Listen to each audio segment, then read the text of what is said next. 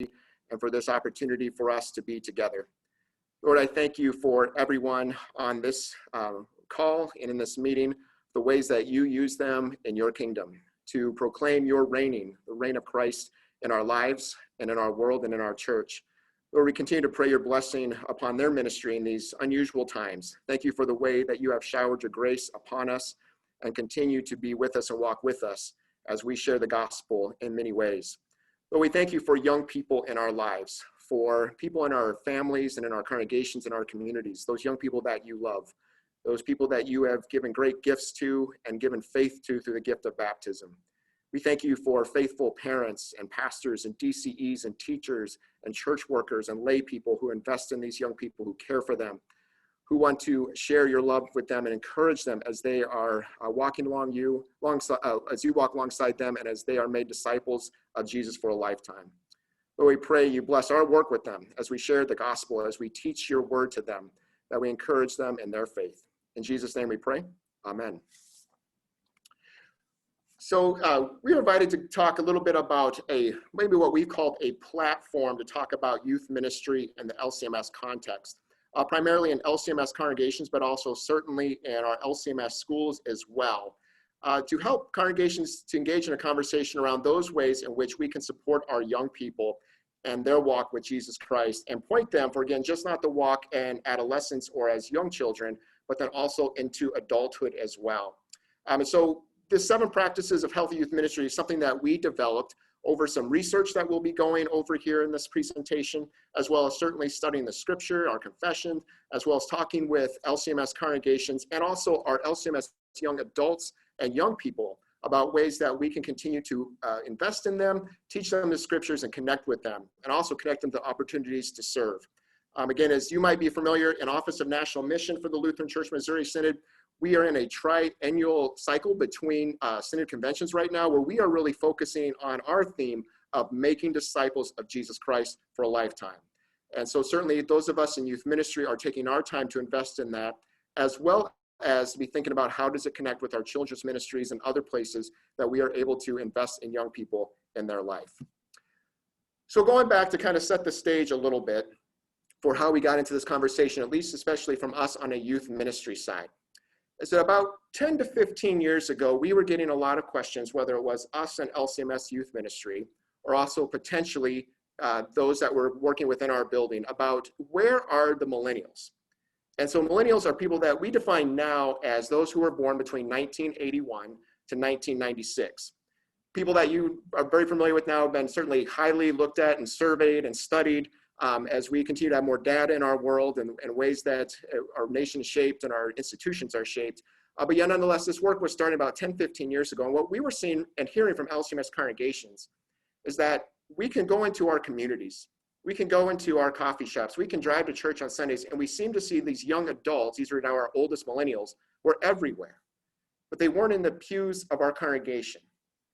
And so started to really ask, why was that? And what has maybe changed generationally? And certainly you know of many studies, maybe from Pew or Barna, Fuller, ourselves, of looking into that question. And obviously we had a desire to look at it from a youth ministry perspective and to look at maybe some of the signs about why are those questions coming up that we seem that millennials are everywhere, but maybe not in our LCMS congregation. And why did it seem maybe now are we really noticing this?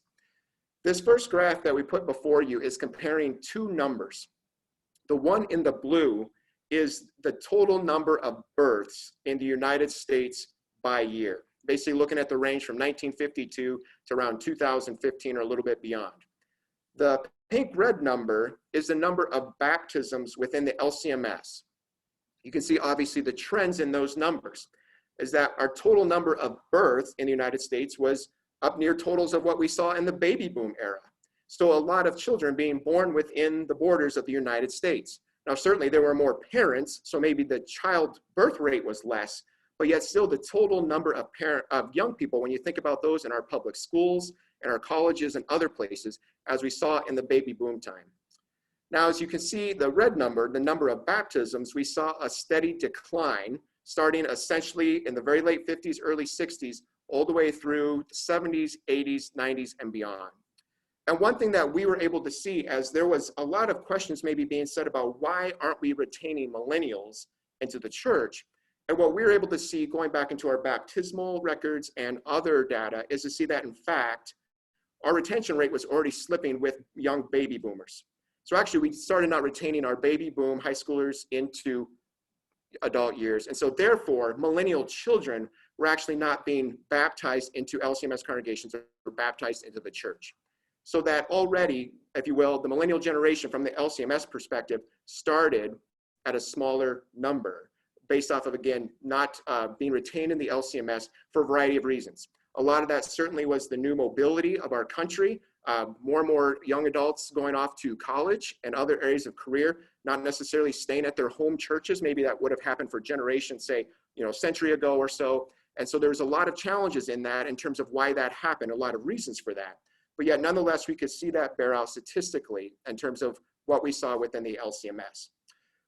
About the same time, about 5 years ago, in Office of National Mission, we kind of started a three-pronged look at demographics within the LCMS or numbers within the LCMS. And certainly knowing that the church is not all about numbers. We're about, again, shaping disciples, investing in disciples, baptizing all, and teaching them those things that Jesus has taught us. And so that blessed opportunity we have in ministry to do that. But yet, nonetheless, though, we did want to take some time from an institutional standpoint within the LCMS to take a look at some of our numbers. We've got a lot of things that go into this conversation, right? We've got educational institutions, whether it's our Lutheran schools, whether it's our Concordia universities. We've got Concordia plans who are looking at these things. And certainly we have our synod as we think about strategic planning of recruiting church workers and also church plants and other things. So we started a three-prong approach. One was to look at demographics within the United States and with the synod itself. A second one was to talk about evangelism. So you've possibly heard about Everyone Has Witnessed and other efforts that we're doing there. And then we in youth ministry took on the prong of looking at retention numbers. So how do we dig deep into the numbers and have some conversation around how are our congregations doing from baptism to, say, young adulthood, and maybe this different stops in between, confirmation, high school ministry, whatever it may be, and to look at that over kind of the last 20 years as we looked at the millennials and then prepare for Generation Z, which would be like essentially the young people that are in your high school ministries now. What we saw in that data is that within the LCMS, we have about a 60 to 70% retention from baptism to confirmation. So again, infant baptism, we have a great check-in point from a statistical standpoint to this other one when young people are confirmed in junior confirmation. By and large, from the surveys, we've done multiple surveys, is that LCMS congregations confirm usually in the 8th grade. Some in 9th, some in 7th, but by and large in 8th grade. So kind of we get this age span of looking at a retention rate. So about 60 to 70% is about what we retain. The other place that we looked in is how do we do from confirmation to young adulthood? And there we saw a pretty drastic decline, that only about 33% do we retain from confirmation into young adulthood. And both from our internal study as well as the National Study of Youth and Religion done about 15 years ago, they actually commended the LCMS for how well we retain young people through high school. So what we saw was definitely the significant drop-off post-high school graduation. So as young people go off to high school or to college or to career service. So combining those numbers, looking at our baptismal rates with our confirmation rates, we see about a 1 in 5 retention rate of those who are baptized as infants into their young adult years. And certainly we wanted to start a conversation of congregations and districts about how can we respond to what's going on in our world and the life of our young people, but also the lives of our congregation and our world too, about how can we work together as synod to do better with this and to connect young people to the church. I will say, I forgot to say earlier, just sometimes we get this question. These numbers would connect for, say, people who move within the LCMS. So this is not just from church to church, but from baptized in the LCMS to staying in the LCMS, even if there's a geographical move or moving from one congregation to the another is how we track this. So we wanted to work together, again, as a church body about how can we have this conversation and helping congregations foster that relationship with young people and then point them to that future transition that would be coming. A part of what we looked at here was a research study that we started in 2017, particularly to look at millennials and their relationship with the LCMS. We did a 3-part study. The first part was to talk to congregations and to ask them about the confirmands that they confirmed in 2004 to 2006 to see where they are now, how many had been retained, how many had moved on, how many we no longer knew where they were, and some qualities of those congregations so that we could look at their retention rates, compare them to a multitude of different factors. We did a young adult survey in which we asked young adults to talk to us about a variety of things. It's about a 15 to 20 minute survey that covered everything from their relationship to their home congregation, to their families, and to where they are now. And then we did a third part where we did focus groups with active LCMS young adults to get some clarity around some of the data we saw. We compiled all of that into a book called Relationships Count. It's free. It's available from CPH. And one of the things that we did in that survey of young adults is that we asked them if they had left the LCMS. So if they told us in the survey that they had left the LCMS, why they left, and we asked them what would bring them back. And with that, we were able to get, well, truly, we also asked every person if there had been a pivotal faith moment in their life and that they could point to, and not everybody did, but certainly we had about, at the end of the survey, had about 100,000 words, both from those who had stayed and those who had left. And we looked at those and we were able to quantify a lot of those and to look at, you know, over those words of the 2,000 people who took the survey, if they had left, why did they leave?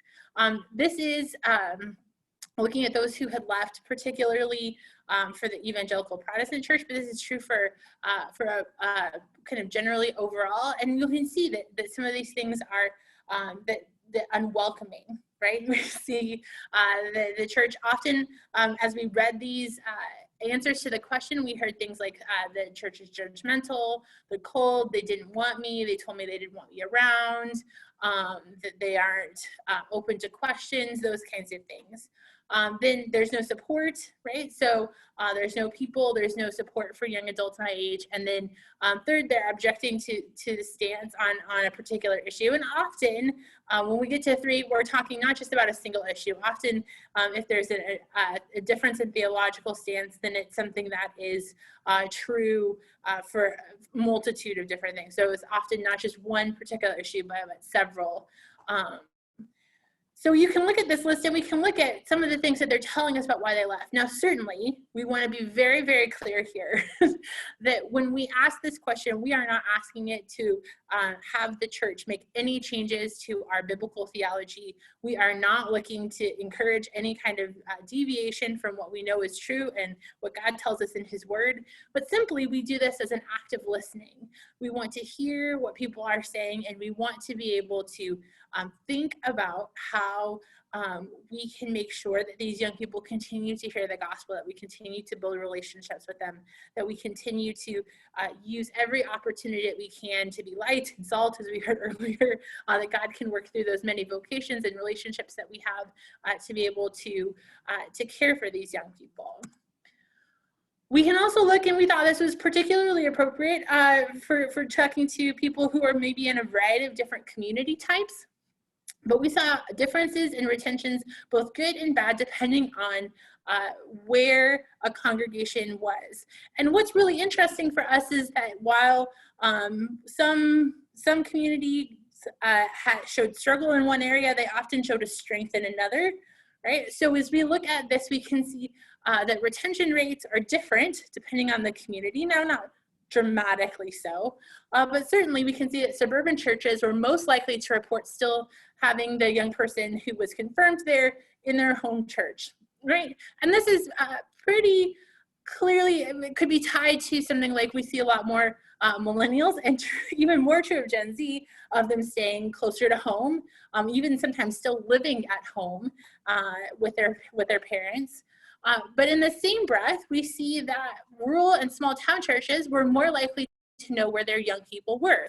So they were the least likely to have groups of people that they just said, I didn't know where they were, right? So while we might see more retention in a home congregation in a thriving suburban church, we're going to see churches that are in rural and small town often have better connections and interconnectedness communication in a way that helps them to know where young people are and makes them more able to reach out to that young person and reconnect with them. So we know that there's some positives and negatives for every different setting. And so one of the things we want congregations to be able to do is, as you listen to this, as we talk about what healthy youth ministry looks like for you in your context and in your congregation, know that this is not a one-size-fits-all. Every congregation and every community needs to know where they're going to have strengths, where they're going to have weaknesses, and where they might see particular struggles, where they might have benefits, and where they might see issues, and the way that they can kind of personalize what you're going to hear us talk about today. And then finally, we're going to kind of compare a couple of things. So of the 2,000 people who took the young adult survey, all of whom were in their 20s, all of whom had been confirmed in the LCMS, we were able to split them out into 5 different subgroups. And we're going to give them a different color. So this chart is kind of hard to decipher, so bear with me here. So if that person grew up in the LCMS, confirmed in the LCMS, still active in the LCMS, that person attends worship at least once a month, they're going to have a nice red person there. You'll see that mostly, it's on my right-hand side. I assume it's on everyone's right-hand side, right? For those who still claimed that they were LCMS, so they said, I'm LCMS, but they worship less than once a month. We labeled that nominal LCMS. Now, we didn't pick once a month because of anything that we said, simply because it actually shows, as you can see, a pretty dramatic difference in terms of the numbers, right? So there's actually a statistical break that we see between those who worship at least once a month and those who worship less than once a month. And so that's where we decided to make that break in terms of active and nominal. As you can see, those are the light blue. Those who had left for evangelical Protestant denominations are in yellow. Those who had left for mainline Protestant denominations, those are primarily those who had left for the ELCA, is in that light pink. And then those who had left the church altogether. So these are agnostic, atheist, spiritual, but not religious. Those are going to be in that kind of teal blue there.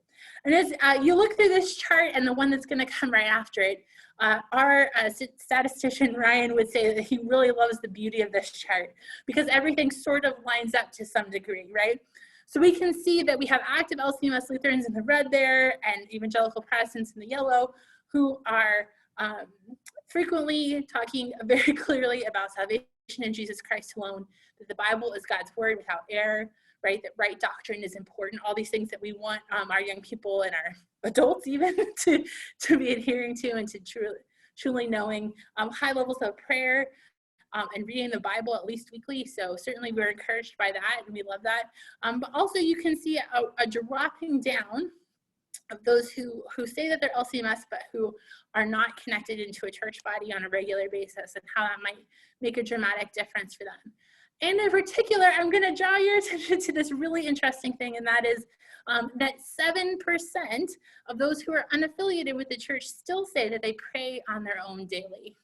Right, that 4% still read their Bible at least weekly. And so we know that some of that has to do with the fact that they're connected enough in their spiritual life to respond to a survey from LCMS Youth Ministry, but also that we know that God continues to work in their lives, that the Holy Spirit continues to work in their lives. And often I think as church workers, we get disheartened because we see people leave the church, we see our retention rates, we get concerned, we don't know where God is at work there. It's hard to see, and yet we do know that these people are still being connected to God's word. They're still praying, and we can look at that and take hope and hopefully be people of God who have full of the Holy Spirit, able to build relationships, to build some grounds there to help them to better understand God's word and to be reconnected to the church.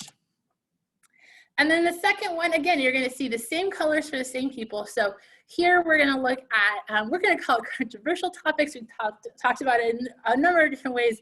These, we maybe even call them social issues at one point, but really were topics that we often have many disagreements on. And so you can see here that for those who were active in the LCMS, these are young adults in our churches. They are really holding a strong adherence to our theology, which is a wonderful thing, and we celebrate that. But we also see kind of the in the middle there, how those leave for other church bodies might hold different beliefs. And this is where we're going to see some differences here, and where we have to have some conversation, right? As our young people who are leaving confirmation, maybe leaving high school ministry, going on into young adulthood, how are we continuing to prepare them for that? And then also, how are we helping to talk to them about these important issues ahead of time so that we can continue to have that dialogue with them that helps encourage them to read God's word, to trust it, and to be able to know what God says in his word. And we're going to have some strong differences here. And that's going to be a part of that. But this is helpful for us in being able to see and understand what it is that we saw in our research. Now, we have a whole book on this research. Literally have a whole presentation that we could have given just on the research. So if there's stuff about the research that you have questions on, you can type them into the chat. We will try and get to them before we kind of take a break midway. So now is a great time for you to take that into the chat and to ask any questions that you might have about the research that you still want us to talk about, but certainly would encourage you. I don't know if you're getting a copy of the book. You are getting a copy of the book. So read the book. We talk a lot about there, but if there's something in particular that we said that is important, you can do that here. And once we did the research, then we were able to kind of translate that into, as Mark talked about, this foundation that we call the 7 practices of healthy youth ministry. Yes, I believe the district will have a way to get you a hard copy of that book from CPH, but let's see, if they want electronically, it's on Kindle and Apple Book as well. So that's available, download through the CPH website. Just Google CPH Relationships Count, and you'll be able to get that research in that book. So yeah, so as we looked at the data and certainly stood on the tenets of our faith and those things by which God has blessed us with in our baptism, again, those promises delivered to us, our life with Jesus through every day of our life. We wanted to go back then and ask and say, well, can we see some ways that we can help congregations and church workers see some maybe connections between those young adults that we see that are active LCMS and those maybe who are not? What happened in their children's ministry or youth ministry or in their families or in their congregations, to really hope to have a really good conversation and to help congregations invest and understand and also share the gospel to our young people. So we created through that work what we said were 7 practices of healthy youth ministry. And we really kind of divide these into 2 groups. One is those that look at key, maybe environmental factors and as well as key relationships in the life of a young person. And then the second one is maybe some key outcomes that youth ministry and children's ministry too can point young people to, especially as, again, they prepare for that transition post high school. I want to say if you're budgeting time, we're going to take a break halfway through these practices. So we'll take another little 5-minute rest break here. So we're gonna jump into these. And again, as Julianna said, if you've got questions along the way, feel free to put those into the chat box. So first, what we're going to talk about in terms of one of the practices is a kind of an environmental description that we use. This was taking some of the things we heard from certainly the open-ended questions, but also in the straight quantitative data as well about environment of churches and where, again, young people were keeping connections to and how that then made a difference in their life post-high school. We might talk about these maybe from a scriptural standpoint of the fruit of the Spirit, or again, how we think about studying Matthew, how Jesus showed compassion and care for his disciples and those who followed him. Often what we saw in the research that these maybe weren't as much as a reason why young people stayed, but certainly there was a reason why they left, when maybe some of these things of warmth, challenge, and grace were not met. So just some things to kind of think about as we go into these talking about atmosphere pieces. These were, as we tried from a research standpoint to take a lot of words that we heard, like organic, or we heard that they were people who were real with us, people who were authentic with us.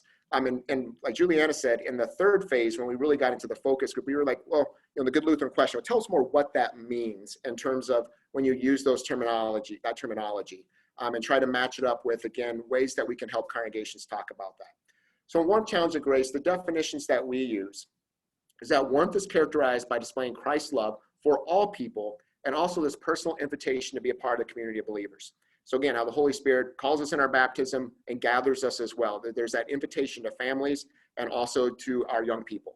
Challenge, characterized by willingness to share the truth and love, law and gospel, but also to know and powerfully live out their vocations. And so that the church was rallying around them and helping them in their different roles of life and preparing them for future vocation as well. Always built in that confidence of the saving faith of Jesus Christ. And then grace, characterized by echoing God's love and forgiveness of all we do. We hear the words of absolution, know that we are forgiven sinners by what Christ has done for us at the cross. and then how, as a community, we live that out in our families, as the family of God, and then out in our communities. And so those were some things that we heard a lot about in terms of when young people stayed connected to their congregations and felt a belonging. So some things that we certainly heard through the research, and some tidbits that we give, that as church workers or adult leaders, your words and actions set a tone whether you want them there or not. And this came out in a lot of different ways. Man, amazing stories of pastors who took the time to, maybe if they're preaching on some examples, that they use an example from the life of a young person. And so that they felt incorporated into the body of Christ and know that they have challenges too. For church workers who took the extra time to invest in a young person, ask them how their sporting events are going. Ask them how school's going, especially in this weird time that's going on now. I mean, maybe some of you have stories of taking a moment when everyone was distance learning maybe at a time, and to be able to say, hey, we're praying for you and caring for you. And so to kind of set that tone about, again, that you cherish that young person and care about them. As congregational communities, they can be teens' testing ground for seeing if God's love described in his word is effectively applied and active in real life.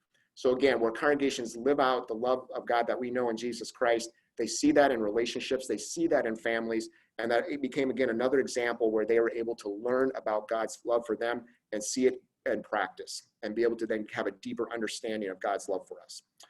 We saw where congregations foster an open and honest environment where youth share joys, questions, crisis, and doubt, knowing God's word will be spoken and loved. You're going to see a lot of that thing of that open environment to questions and crisis come out in a lot of these different practices, as that, again, was this key time that the Holy Spirit would use for the word of God to be taught to them, to be shared with them, and for the love of God to be shown. And so in congregations, again, some of these things can be known. You know transitions are going to come in the life of a young person, middle school to high school to college. But sometimes they happen unexpectedly too. Broken relationships, a family moves, that there are crises that happen as well. And the church can respond to that in a loving way and prepare young people for those as well. Certainly we saw too where congregations that have a dedicated, developmentally appropriate space for youth where they can grow and be discipled with their peers. So we see a lot of great stuff about intergenerational ministry too, that we'll be able to talk about, those key relationships. But there also was this time too, as we can think about our young people, they spend a lot of time peer-to-peer in school, sports, music, other extracurricular activities. And so there's these times too to have that age-appropriate space to say, how do we teach faith in that environment, as well as how do we encourage young people to stand in that faith and share that faith as well with their peers. So we wanted to get into that question about what creates an open and honest environment. So really have some ways that we can implement this. And this is what we saw, again, from a lot of our feedback, as well as hearing from congregations about some things that worked well in creating that atmosphere. One is a willingness for leaders to talk about their lives and share their experiences in a healthy, balanced way. I think this goes back to how do the poor in spirit talk to other people poor in spirit and be able to say, I've been there, I've been through this. And so that willingness for leaders and pastors and others to talk about that and walk along young people and to help parents do that as well. Secondly is an awareness of when young people are approaching times of celebration, crisis, and other big events. So how can the church, again, invest in those times that we talked about before, when those transitions are coming, or when those times of anxiety might be coming, of how can the church be, again, a place where they can be encouraged in their faith. Third is to prepare and respond to questions and challenges in a way that shows respect and takes them seriously. So one thing that we thought about is we were all young once, but we were never in high school in this time. And so how can we be sensitive and how can we show respect to young people who are going through some really difficult times maybe, and some different challenges that we didn't have when we were young? And how do we be that place where we can listen to them and walk alongside them, point them to Jesus in all things, and teach his word and take them seriously as they go through different situations in their life. This is kind of just breaking down the data a little bit and the way that we saw this break out. This is just to show the contrast between those who are active LCMS Luther now and those who are now unaffiliated. We asked questions about, like, did you have a safe leader to talk with at a home church? Or someone that you felt you were approachable to, whether that was a pastor, DCE, teacher, layperson, whoever it may have been, that you felt approachable to be able to approach and ask questions or doubts to. Again, a huge, twice as many, or twice the high of a rate, an active LCMS person said, I had that person in my home church. That they're able to say, my home church supported my faith growth, that they could actively see that investment of teaching the faith, of encouraging them. We asked also questions too about, this kind of flips the scale a little bit, that my home church handled mental health issues poorly. Is that, again, a very low number for the active LCMS. So in other words, my church handled that well. And then also conflict. And so, boy, young people would learn about handling conflict when maybe the church went through some turmoil and leaders were just gracious and caring and loving, communicated well. And boy, how they were able to see that's what the people of God do in a time of conflict. And it made a huge impact on their life. And then also the question too, of feeling comfortable inviting friends to home church. We probably love to see that number even higher maybe, but yet nonetheless still a significantly more who are active in the LCMS felt comfortable inviting their friends into that environment and into their church. We also saw this environment is instilled with congregations who share personal stories of grace, failure, challenge, and joy. It's again that importance of being able to point to the story that we find in Scripture, the accounts of God's acts of righteousness and of love to His people, and then certainly to have young people hear stories from other adults and also their peers of how Jesus was with them maybe through some difficult times. We were able to see God's the way He takes care of us, the way He cares for us, in a lot of different ways. And so that was a beautiful way that young people were shaped through those stories and hearing God's word in those. And even though, again, those generations may have vastly different experiences, stories help build the bridge of the gaps and create understanding between different generations, between parents and kids, and again, to be able to increase that empathy that we have between generations. Thirdly, stories help us remind each other of our identity in Christ and God's work in us. So again, great opportunity to point us to God's word and be reminded of God's grace for all of us and how He continues, the Holy Spirit works in our life through His word and sacrament, and as He continues to bring us together as the body of Christ. So those are just some bare level things about warmth, challenge, and grace that we saw then that went into these key relationships for young people.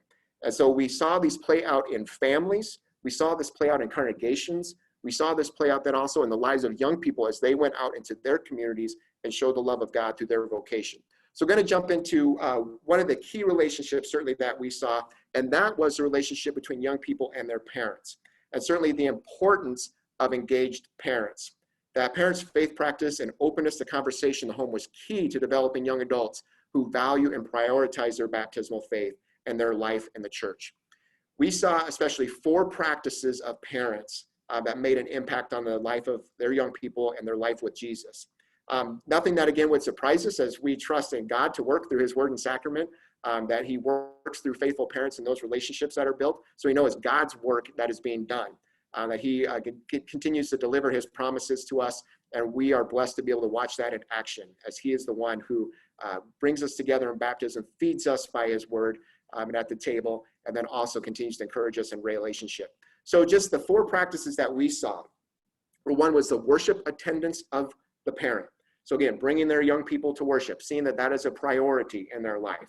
And then also even a little bit more for maybe those parents who are actively engaged in leadership, ushering, eldering, counsel, teaching Sunday school, a lot of different ways that happened, but again, see that connection to the church and the importance of being engaged in Christian community. The second one was prayer in the home, as simple as meal prayers. So those times of maybe going through those crises and times of preparation that we bring our concerns to God in prayer. Thirdly was Bible study in the home. And then the other one that we talked about around warmth, challenge, and grace was, again, those conversations that take place in the home, that there was openness, that there was time for question and time for, again, to engage in God's word in that way. So just some quick things that we saw about parents. They prioritize that faith development, especially during that times of transition. They invest in the lives of their children. They understand their children's vocation and the culture around them.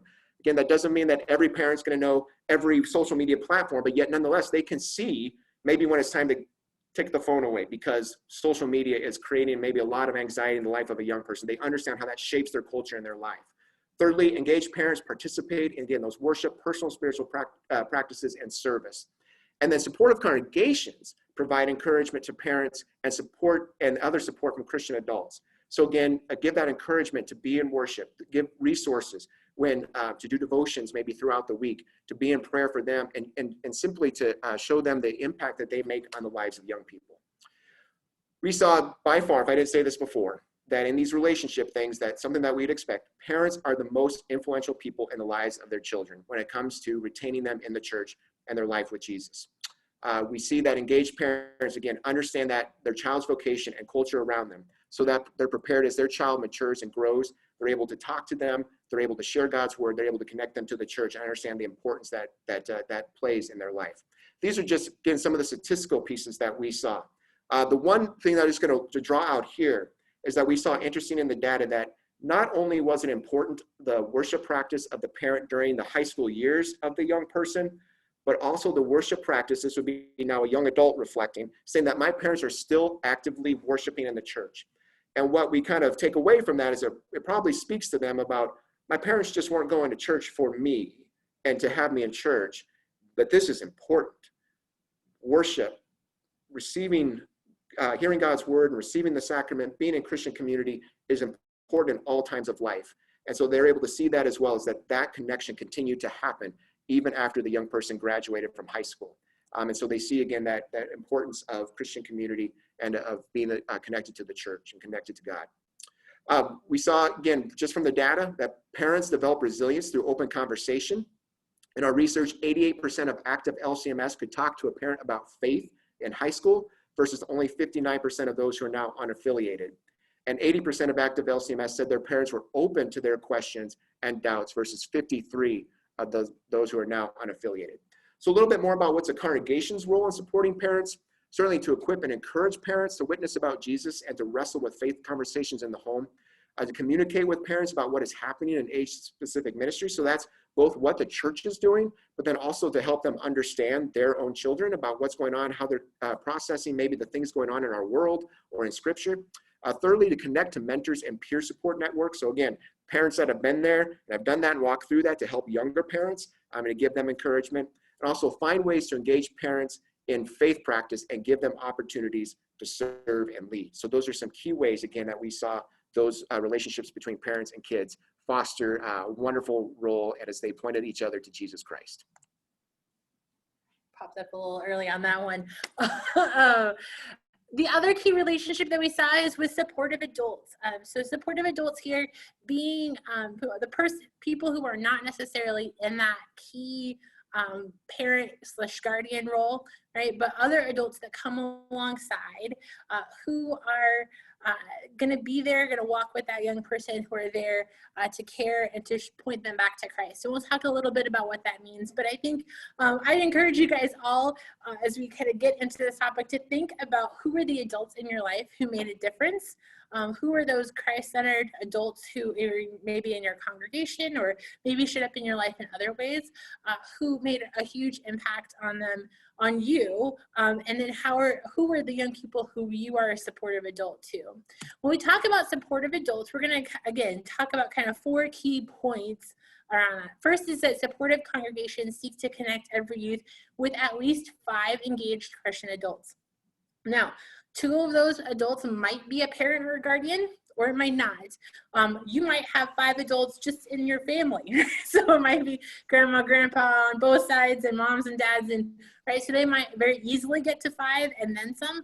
Or you might have young people who can't even name 1. Actually, Barna just came out with some research that says that kind of around 20, I believe it's at 25%, so about a quarter of young people just don't have any adults, less than 3 adults that they can talk to about something if they're in crisis. And so certainly that's a thing. So look, 5 is kind of that number. Fuller put that out a long time ago. We stole it from them. So we're not going to claim ownership of that. But then also that we have supportive adults deliberately investing in long-term intergenerational relationships, right? That we're investing in those relationships, not just for a moment, we're not just for one event, but for over a long period of time. That supportive adults prepare for and respond to celebration, transitions, and crisis, so that they are there in those critical moments where they might be most needed. Both joyful and at times where we struggle. And that supportive congregations have adults who champion young people and dedicate time and energy to developing teens as disciples of Jesus Christ for life. So particularly that every congregation has adults in it who see young people as incredibly valuable, who are their champions, who are advocating for them, and who are dedicating their time and energy vocationally, whether as a lay leader, whether as a really invested parent, or whether it is as a staff person, that they are looking out for the young people of the congregation specifically. Now, what makes a supportive adult, what makes a significant adult?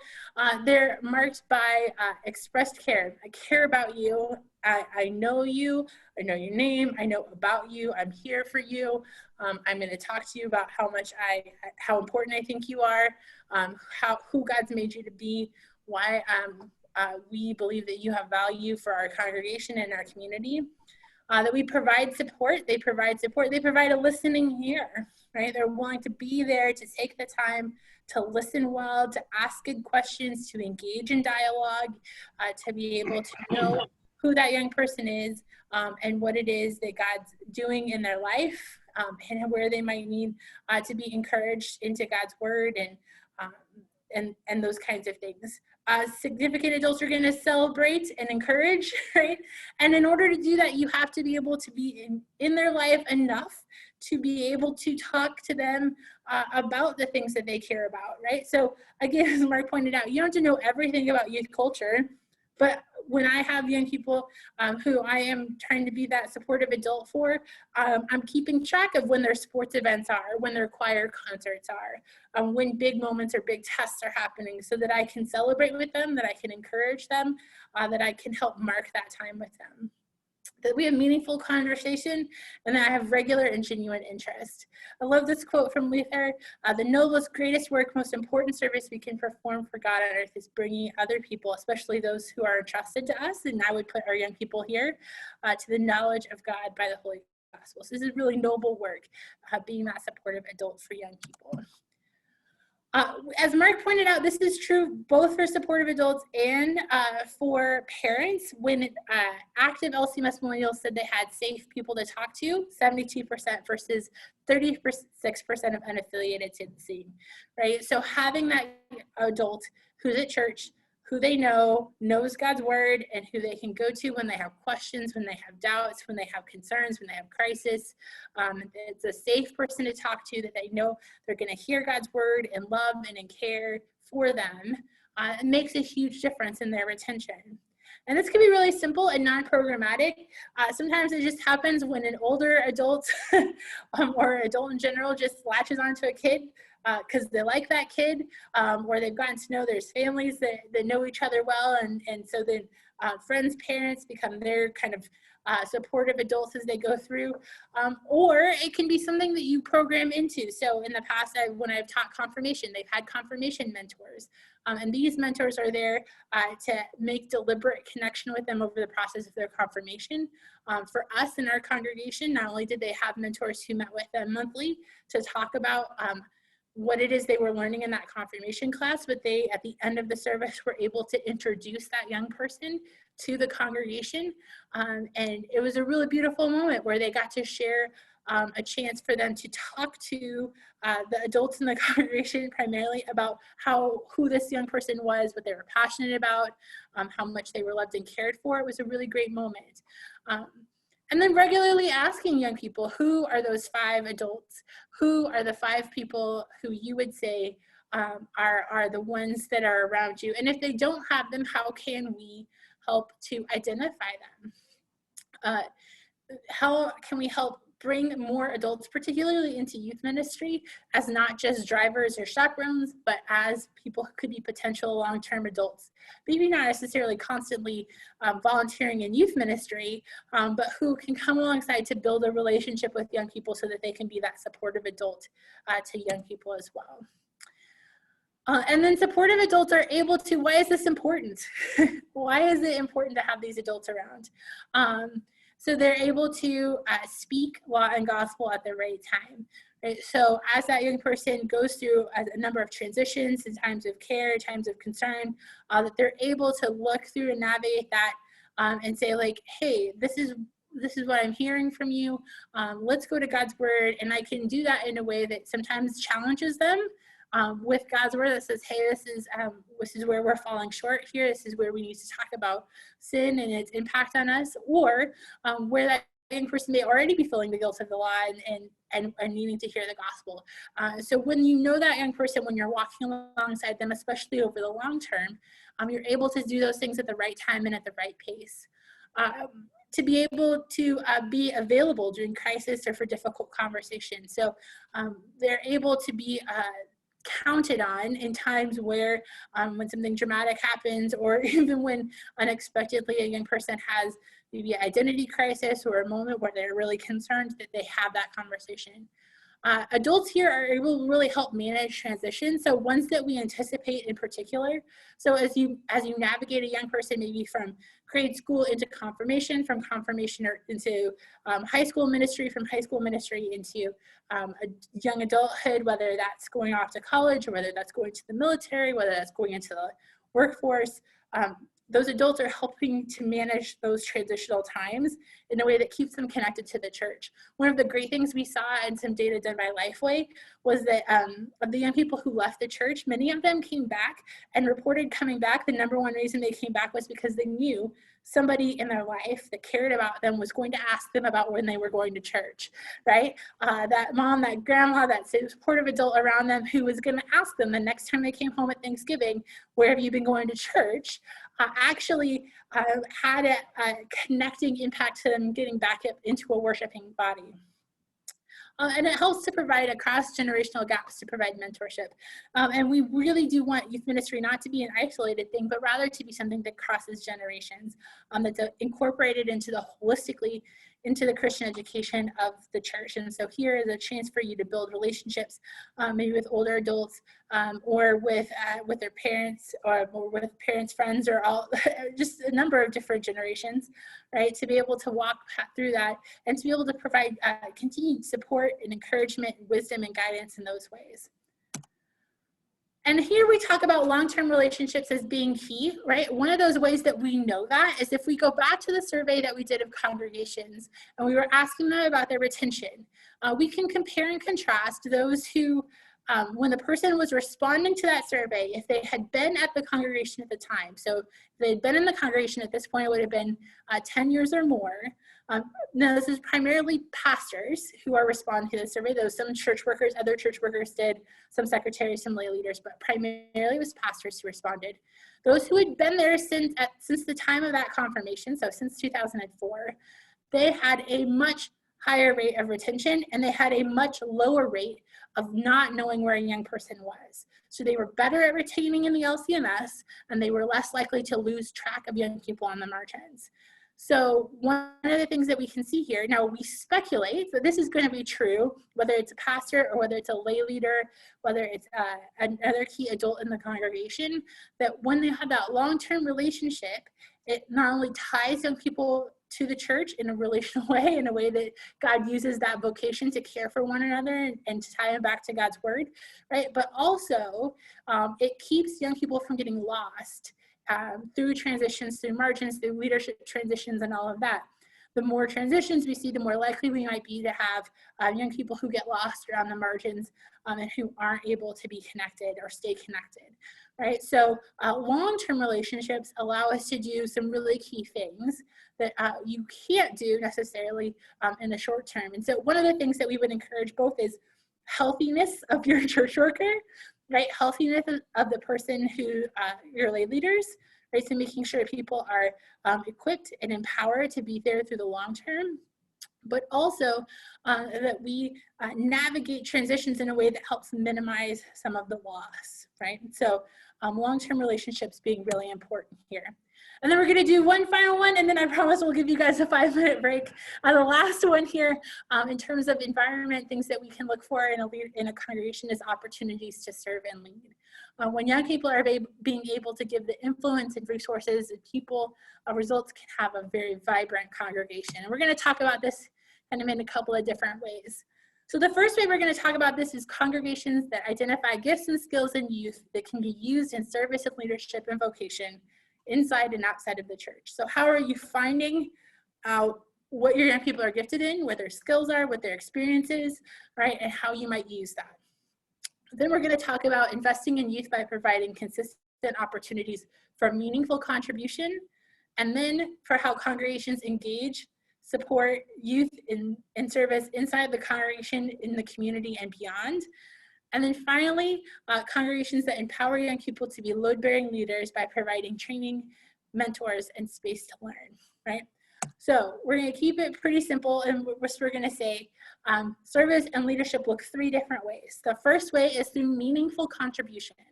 So meaningful contribution invites their input, right, into important congregational decisions and listens to their feedback.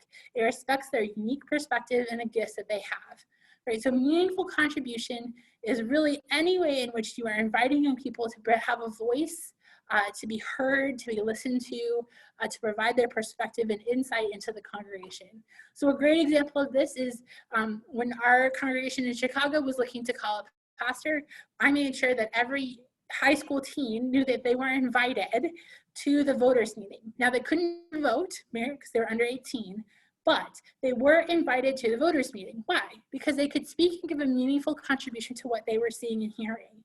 Right, so several of them were able to stand up. They were able to talk about what they loved about their church, what they valued, what they saw in the different people who we were considering calling, right? They were able to give their input, even if that wasn't a long-term thing, even if it wasn't necessarily a big commitment on their part, they were able to give voice to that. Right, the second way is to use service, and we're going to identify service as being using their gifts, skills, and abilities to help the church or community. Right, so you can understand service in terms of whether that's inside the congregation, so that could be helping out with a Sunday school, it could be helping clean out the lawn, it could be helping set up your Christmas decorations, right? Anytime we're using our gifts and our skills to help the church or community. So many times we're fostering that in our relationships with maybe community nonprofits that we are connected to or other churches. Or it could be that we're using that internally in the church to be able to use their gifts and skills. And then finally, load-bearing leadership. And we call it load-bearing leadership because it uses skills and abilities in a role that includes decision-making and can direct people and resources. So it's load-bearing in terms of it has responsibility that comes with it.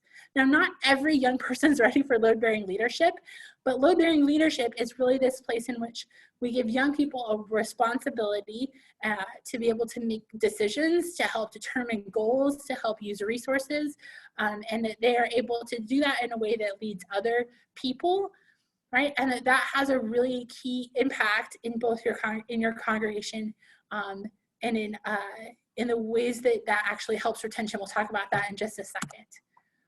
Right, so first, before we do any of this, we need to learn a young person's gifts, skills, passions, and experiences. So we need to ask some key questions. How are they uniquely gifted for service and leadership?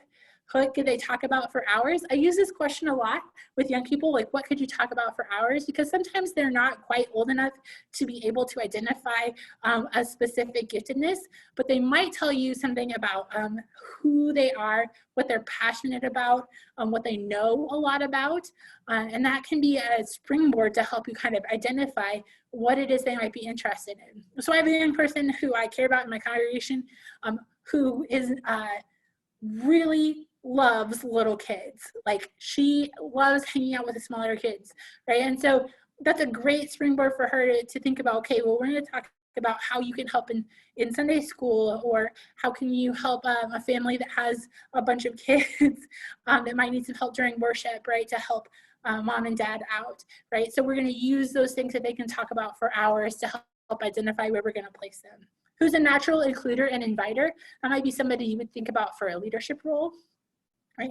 Who's eager to learn more and is interested in mentorship? Again, might be a question that you would ask or look for when you're looking for somebody who's ready for a leadership role. And then particularly, who is well-rooted in their baptismal identity and has a servant heart. And we're going to talk about what that might mean here in just a little bit. Young leaders do benefit retention, right? Of the many things that we found in our research, this is probably one that I love talking about the most, which is that congregations with a load-bearing leader under the age of 32 were more likely to have new young adults join their congregation, were more likely to keep young people through high school graduation, and had better levels of retention in their home congregation and in the LCMS overall, right? So for those who had found, not necessarily staff, right? In fact, the age of the pastor didn't make a difference at all in terms of retention.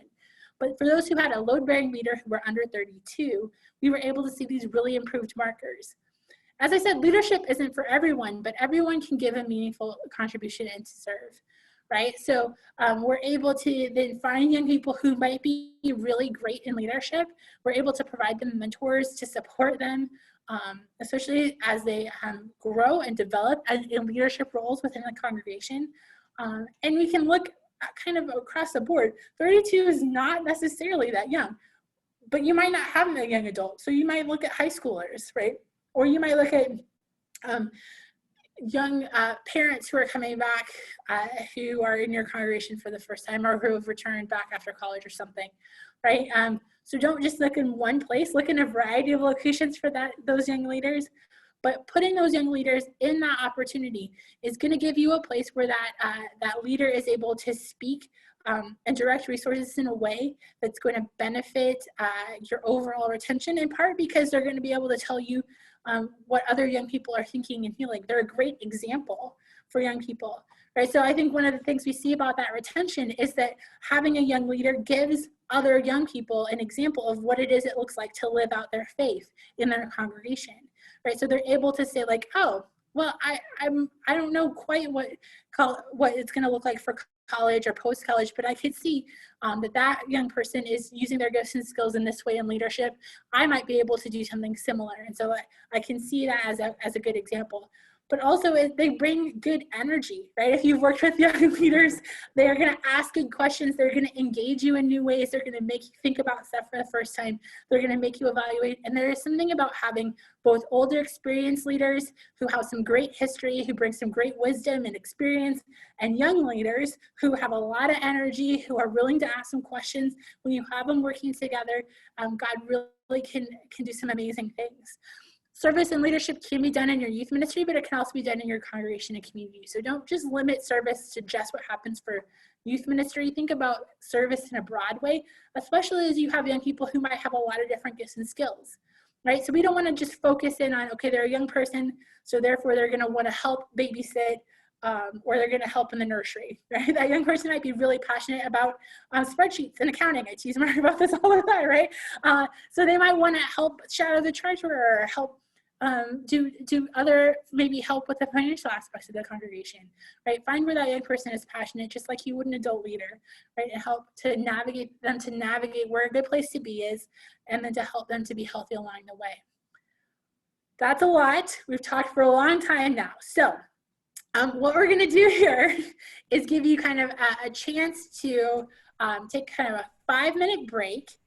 And we're also going to have you guys, if you have questions that you have already, so go ahead and put them in the chat. We'll take the different chats that we've seen